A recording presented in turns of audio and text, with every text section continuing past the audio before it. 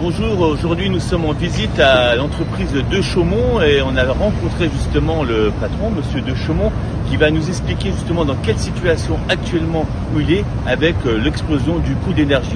Et sans plus attendre, je laisse la parole à monsieur de Chaumont. Bonjour, donc fonderie de Chaumont, 150 personnes basée à Muret, une fonderie de fonte essentiellement dans les pièces de voirie et le mobilier urbain. Nous consommons 11 gigas d'électricité par an, donc une industrie qui consomme beaucoup d'électricité avec un process extrêmement optimisé. Aujourd'hui nous avons des coûts énergétiques qui explosent littéralement pour l'année prochaine. Cette année nous sommes à des achats de l'ordre de 1,5 million d'euros. Il y a 3 ans nous étions à la moitié, 750 000 euros.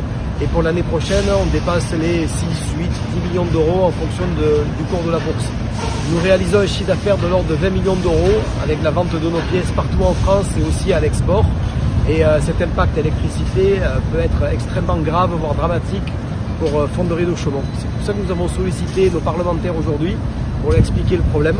Le prix que nous est proposé pour l'année prochaine est complètement décorrélé des prix de production de l'électricité qui se situe entre 80 et 100 euros le mégawattheure. Et aujourd'hui, quand on veut nous le vendre entre 600 et 1000, c'est tout à fait inimaginable et ça peut être dramatique pour énormément d'industries en France. Merci pour cet entretien, pour cet accueil, surtout mettre l'accent sur justement ce qui vient d'être pointé. Si une entreprise ferme en France, il est toujours très difficile, voire même impossible de rouvrir une usine.